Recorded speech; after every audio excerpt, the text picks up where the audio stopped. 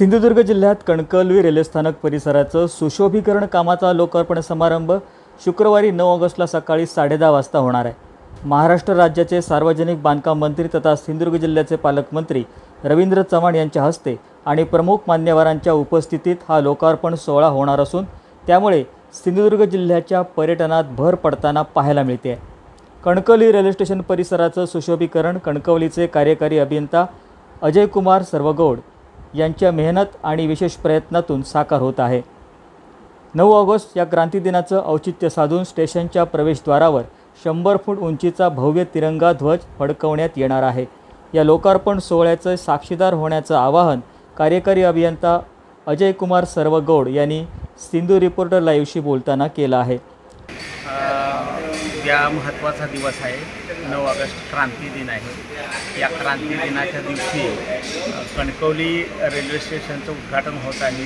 ही अत्यंत आनंदाची आणि अभिमानाची सार्वजनिक बांधकाम विभागासाठी तसंच सिंधुदुर्ग जिल्ह्यासाठी अभिमानाची गोष्ट आहे असं मी या ठिकाणी मानतो। उद्या सकाळी 10:30 वाजता या कार्यक्रमात या उद्घाटन सोहळा संपन्न या ठिकाणी होणार आहे। या ठिकाणी एक 100 फुटाचा राष्ट्रध्वज उद्या जो उभा केलेला आहे तो उद्या क्रांतीदिनी मान्यवरांच्या हस्ते तो फडकवणार आहे। राष्ट्रप्रेमाची भावना विकसित व्हावी प्रत्येकाच्या मनामध्ये हा त्याच्या पाठीमागचा उद्देश आहे। या ठिकाणी वेगवेगळी शिल्प आहेत।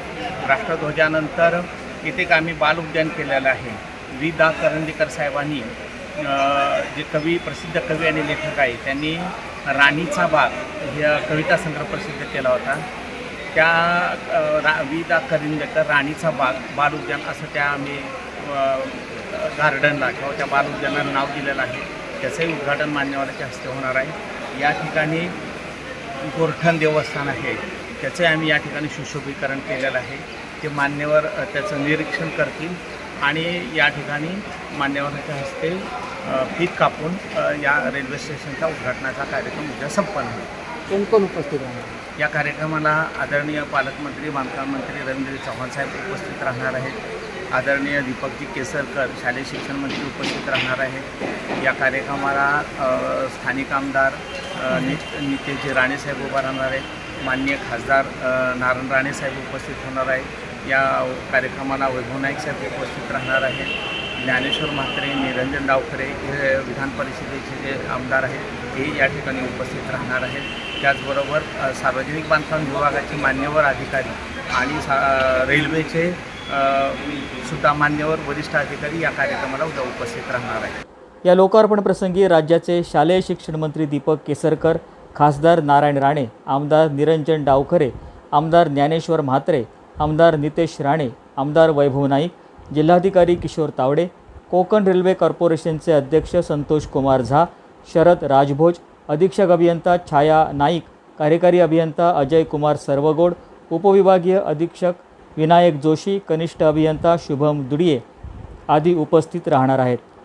रेल्वे स्टेशन परिसरात रिक्षा पार्किंग, बस स्टँड, लहान मुलांसाठी गार्डन, गोठणदेव मंदिर सुशोभीकरण, आय लव कणकवली, 100 फूट उंच झेंडा, भिंतीवरती कोकण संस्कृती आणि पर्यटन स्थळं, रेल्वे आणि बांधकाम विभाग यांच्या सांघिकतेची कलाकृती, भव्य प्रवेशद्वार असणार आहे।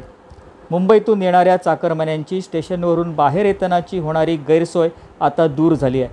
मात्र कोकण रेल्वेच्या अखत्यारीत असणारं रेल्वे प्लॅटफॉर्मचं काम रेल्वेनं पूर्ण केल्यास कणकवली हे कोकणातलं 1 नंबरचं स्टेशन म्हणून गणना होऊन कोकण संस्कृतीचं दर्शन पाहायला मिळणार आहे। राजा दळवी, सिंधू रिपोर्टर लाईव्ह, कणकवली। नवनवीन व्हिडिओ न्यूज पाहण्यासाठी सिंधू रिपोर्ट लाईव्ह चॅनलला सबस्क्राईब करा, बेल आयकॉन बटन दाबा आणि अपडेट रहा।